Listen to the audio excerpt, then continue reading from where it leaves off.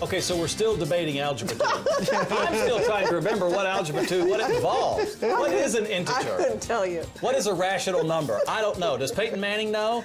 He's got a big game coming up, so do the Seahawks. This is going to be a great game. I think so, too. The best defense in the NFL versus arguably the best offense. It is the best, statistically, best offense versus the best defense. You're not going to get a better matchup like this, and sometimes we end up with a Super Bowl that's not as balanced, not as competitive. Sure. Exactly. So, okay, but given all that, the Super Bowl is this weekend, but is the big game something should people watch, or should we be ashamed?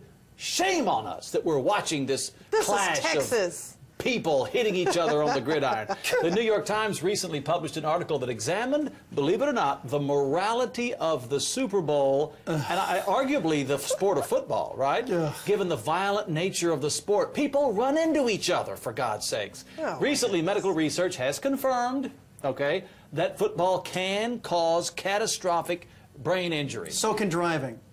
So can a lot. What about rugby? Right? Yeah, exactly. Does this put fans associated with football in a moral dilemma? We not only watch it, we sponsor it, we watch the commercials. Television revenues is bigger than ever this year. Viewers are the reason the NFL will earn $5 billion in television revenue this year alone. That's 3 times as much as the runner-up, Major League Baseball.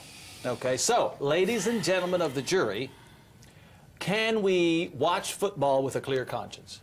Absolutely. Really? I think, yeah. I mean, you have these kids in college, you're paying these coaches millions of dollars, and they get into the NFL, they're making millions of dollars. I'm not going to feel sorry for anybody making $1 million, even after they retire, if they have an injury. I understand there's a lot of money. I mean, you enter this but the knowing all of this.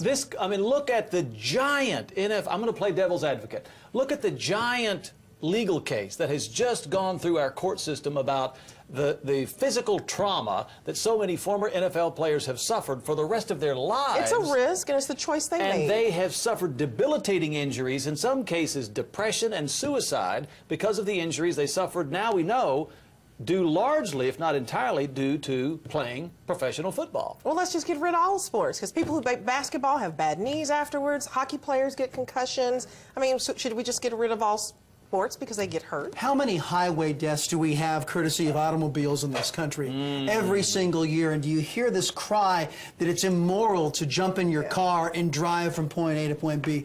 The point of this article was bordering ludicrous. This individual, this idiot in the New York Times, was trying to make the case that football is a substitute for our internal need, gladiatorial games, and the caveman, and the savage and all of this. This guy really, I mean, if you get a chance to, well, I don't recommend you read it. He probably couldn't play sports. He was a nerd, and so there you probably. There you but go. he wants us all. He wants He's us. a hater. Can you say hater? He wants us all to recognize our culpability in propping up this blood sport that is football. Yeah. Are you kidding me? Right. Rugby's even. I'm just. I looked at this article. I said, this guy is absolutely delusional. He just wanted us talking about it. Well, and you know what? He comes from this very effete, elite section of our society, Massachusetts, who happens to be is a guy, and it says, oh, the baser instincts of ourselves, we must rise above all. You've got to be kidding me! It's a game, for crying out loud.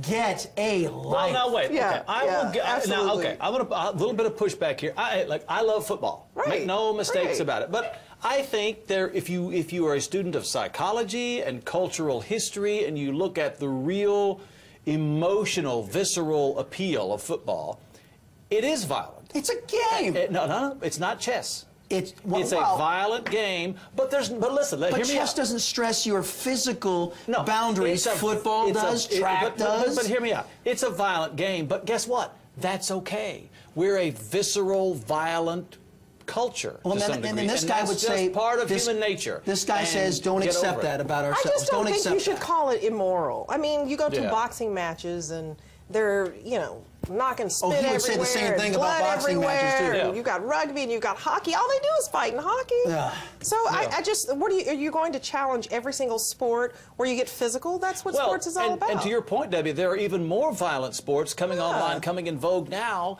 with some of the martial arts, the mixed martial arts. Yeah. Those cage fights. Cage fights? Yeah. I mean, come This on. was an editor who said, I need a story. Oh, the Super Bowl's coming up. I got one for you. Okay. That's what it is. Wait. Is that how media really works? That's how it works. Is that how it works? Indeed. Hey, folks, we're pulling back the curtain right here. We're telling you how the sausage is made. That's how we feel about it. Coming up next on the Texas Daily, conditions are finally improving in Atlanta, but the blame game continues. We're going to hear what the general from the Katrina recovery has to say about it. That's coming up next. Atlanta hard hit. We'll take a close look.